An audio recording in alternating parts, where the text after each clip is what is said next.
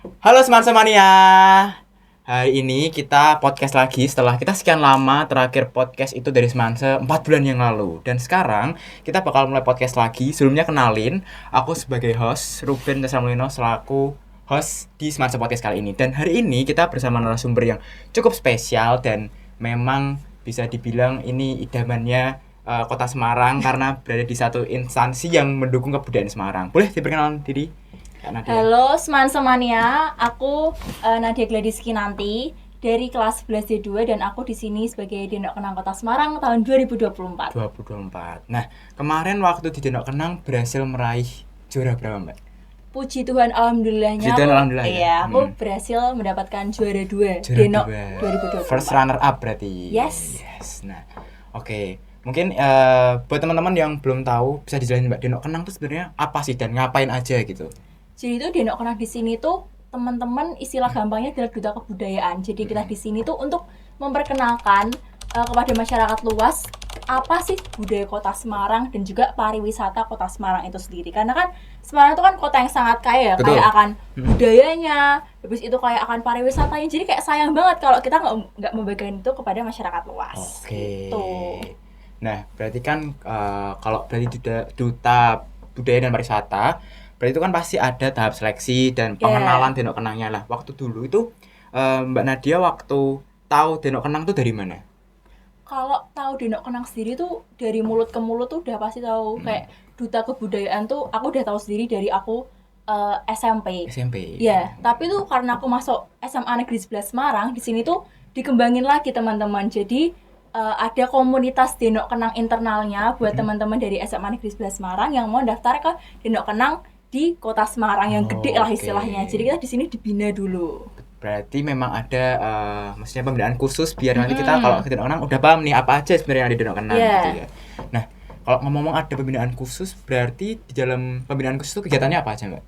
Di sini kita tuh diajarin lengkap. Jadi nanti ada seleksinya kan untuk masuk ke Denok Kenang Kota Semarang. Di Semarang sendiri tuh dilatih secara lengkap. Jadi ada catwalk kita juga dilatih, habis itu ada tes tertulisnya, tes public speakingnya, pokoknya itu lengkap semua. Nanti jadi waktu kita mau daftar ke Denok Kenang Kota Semarang di pemilihannya kita tuh udah punya bekal lah istilahnya. Jadi nggak kosong-kosong banget otaknya. Bisa dibilang SMA Negeri 11 Semarang ini cukup prepare ya buat menyiapkan kandidatnya masuk ke Denok Kenang. Nah, terus kalau udah ada pembinaan khususnya, dulu itu waktu daftar Denok Kenangnya gimana? Apakah ada formulirnya atau diarahkan sama pembina yang ada di SMA Negeri 11 Semarang?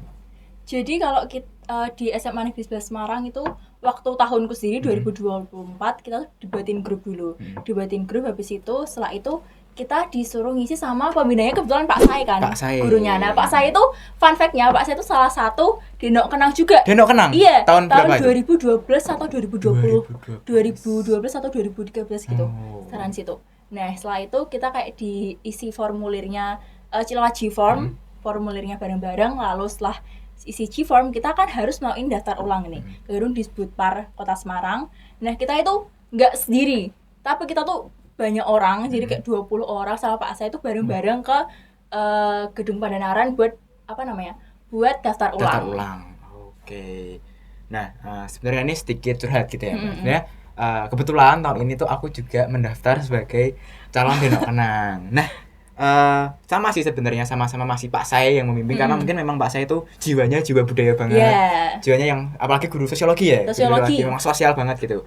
Nah, sebenarnya ini sih tips and triknya, karena mungkin nggak cuma buat aku ya, mungkin buat teman-teman yang lagi nonton juga yang memang tertarik menjadi Denok Kenang entah 2025, 2026 dan seterusnya, itu ada nggak tips and triknya biar setidaknya bisa lolos gitu ke Denok Kenang?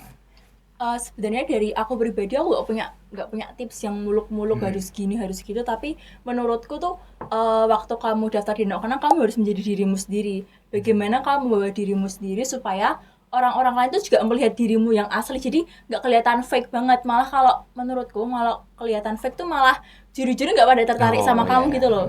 Habis itu jangan lupa senyum, sopan, semuanya disapa, ada gitu aja sih, nggak usah muluk-muluk lah. Oke, nah berarti kan kalau Mbak Nadia sudah sebagai first runner up, berarti kan udah banyak melewati proses gitu ya, entah dari karena ada karantina juga ya, karantina terus ada tes dan sebagainya. Nah, dari sekian proses itu yang menurut Mbak Nadia bikin Mbak Nadia tuh kayak takut atau gelisah gitu, atau ada yang susah, itu di bagian mana, Mbak? Menurutku malah di bagian awal-awal, di bagian Awal-awal. karantinanya. Kenapa tuh? Karena awalnya aku emang nggak kepikiran bakal lolos, jadi aku cuma coba-coba aja. Oh, oke. Jadi belajarku pun nggak terlalu serius, hanya menjalani dengan ya sekedarnya lah. Tapi waktu puji Tuhannya aku lolos, jadi aku takut karena teman-teman yang lain tuh udah pada punya bekal yang Udah banyak prepare. banget. Iya, udah prepare banget, udah pada istilahnya umurnya di atasku juga, jadi mentalnya lebih matang. Nah, terus habis itu waktu karantina kan juga digembleng kan. No, Jadi ya mau nggak mau aku harus mengikuti itu, dan walaupun awalnya sempat nangis, sempat ngeluh, sempat apa, tapi kayak aku menyadari bahwa itu kesempatanku satu-satunya. Kalau aku nggak menjalani hal itu dengan sepenuh hati dan dengan serius, aku nanti kedepannya pasti akan nyesel. Oke. Gitu. Nah, waktu Karina kan bisa dibilang itu titik untuk fokusnya lebih fokusnya di karantina. Nah, selain dari momen yang menakutkan dan bikin takut itu, ada nggak momen yang menurut Mbak Nadia tuh memorable banget waktu karantina? Oh, ada. Jadi Apa itu di karantina kita sendiri di desa wisata, namanya Desa Wisata Kandri. Nah, buat seman-semannya yang nggak tahu Desa Wisata Kandri itu di Gunung Pati. Jangan lupa ke sana seman-semannya ya. Jangan lupa ke Desa Wisata Kandri itu karena sangat TOP-BGT. Ya, daripada kalian ke mall terus ke Desa Wisata Kandri deh. Nah, di sana itu tuh jadi kita ada namanya Balai Pertemuan. Balai Pertemuan tempat berkumpul semua kegiatan utama dilakukan di situ. Nah, nginepnya kita di homestay warga, jadi kita di rumah warga. Oh, kayak live in gitu? Live in gitu, jadi kita 2 orang, tiap satu rumah warga itu ada 2 orang. Nah, habis itu rumah warganya pun kayak terpisah-pisah, nggak deket-deketan. Jadi untuk ke balai itu kita nggak mungkin jalan dong, apalagi yang cewek-cewek kan pada dinok-dinoknya kan pada pakai heels. Nah, kita pakai odong-odong. Iya, odong-odong namanya yang nyupir namanya tuh Lek Wahid. Aku masih ingat banget. Lek Wahid. Nah, Lek Wahid. Nah, habis itu kayak di odong-odong sendiri tuh kayak kita tuh seru-seruan karena buat konten bareng. Habis itu ada endorse kan waktu itu kan, ada sponsor, terus habis itu kayak kita sponsor bareng. Jadi menurutku di situ adalah salah satu titik yang memorable banget buat aku di karantina DK24 gitu. Oke. Nah, kalau ngomong lagi Desa Wisata Kandri ya, itu tuh mungkin kalau teman-teman yang mau datang ke sana itu ada ATM-nya nggak sih Mbak, atau boleh masuk bebas gitu? Kalau di Desa Wisata Kandri di situ tuh kayak ada Desa Wisata Kandri dalamnya tuh ada bagai wisata, ada yang wisata air, ada yang wisata sejarah. Jadi itu per wisatanya tuh beda-beda HTM-nya. Waduk Jati Barang itu di situ. Apa sih namanya? Speedboat. Nah, itu di Desa Wisata Kandri juga namanya. Berarti emang sub wisata-wisata gitu ya? Iya, sub wisata. Nah, terus ini berlanjut setelah karantina dan segala prosesnya akhirnya mencapai ke first runner up di Denok Kenang. Nah, itu sebelum lanjut kegiatan apa yang dilakuin, pertama kali reaksi Mbak Nadia apa ketika tahu kalau ternyata Mbak Nadia tuh sebagai juara 2 di Denok Kenang? Kaget lah. Kaget banget karena ya kaget aja karena aku masih kelas 2 SMA dan nggak punya pikiran bahwa aku akan menang. Bahkan masuk 90 besar pun aku nggak kepikiran gitu loh. Apalagi sampai menang, aku kayak kaget. Makanya waktu di panggung itu kalau teman-teman semua seman-semannya lihat itu, aku kayak wajah kayak bengong karena kok bisa speechless, jujur speechless banget. Tapi untung nggak juara 1. Oke. Nah, tadi udah reaksi pertamanya, terus sekarang nih berarti udah berapa lama udah bertugas di Denok Kenang? Hitungannya berapa lama? Setahun udah atau? Belum. Mei 6 bulan lebih. Oke. Nah, 8 bulan. Itu selama ya perkiraan berbulan-bulan itu, kegiatan apa aja yang dilakuin di Denok Kenang? Selain mungkin yang aku tahu tuh pemandu tur, terus ngajar gitu. Selain itu tuh ada lagi nggak, Mbak? Jadi di sini tuh kita tuh juga menyambut pejabat-pejabat, tokoh-tokoh penting. Jadi misalkan tokoh kemarin ada Kementerian Pariwisata Indonesia yang datang ke Semarang. Kita tuh menyambut beliau. Lalu kita juga ada menyambut kapal turis.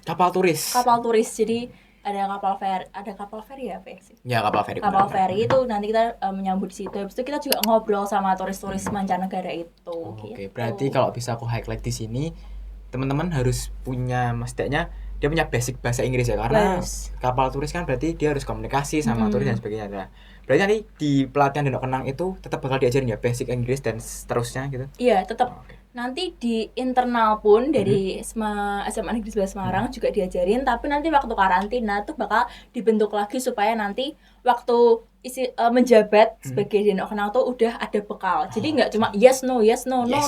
yes, no. Oke. Nah, kalau kita kelas balik tadi Mbak Nadia bilang waktu menang itu kan kelas 2 SMA. Itu kan menurutku ya, aku juga sekarang kelas 11 itu tuh masa-masa bener-bener masa-masa hektiknya, masa-masa lagi puncak-puncaknya dalam ngejar studi, organisasi dan sebagainya. Nah, kebetulan kayaknya setahu Mbak Nadia itu sebagai OSIS kan di sini. Iya. Nah, sebenarnya cara Mbak Nadia untuk membagi ketiga hal deh atau 4 malahan. Sekolah, Denok Kenang, OSIS dan les. Ini gimana nih cara baginya?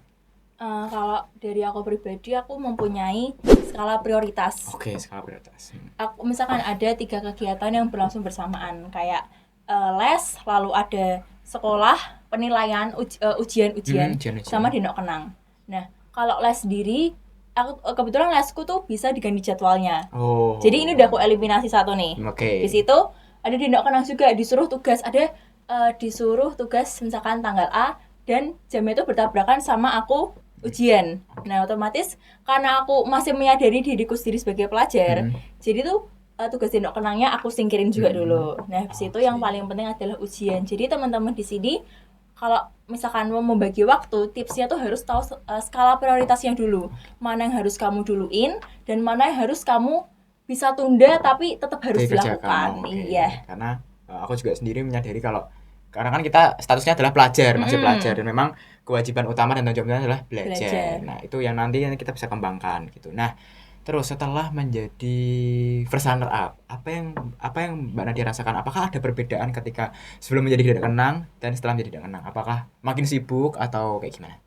Kalau makin sibuk itu pasti. Karena jadwalnya teman-teman semua kalau jadi Denok Kenang bakal bertambah. Tapi di samping itu menurutku yang aku garis bawahi saat aku menjadi Denok Kenang, udah jadi Denok Kenang, yang berubah itu adalah panggilannya. Panggilannya ya. Bahkan di sekolah pun panggilannya akan berubah menurutku. Karena teman-temanku sendiri kalau aku di Denok Kenang, misalkan aku melakukan sesuatu yang menyeleweng, sebenarnya melakukan sesuatu yang kayak agak nakal dikit, teman-temanku pasti akan piye tono. Nah, itu kan kayak titik beban juga enggak, tapi kayak mengingatkan aku sendiri gitu loh.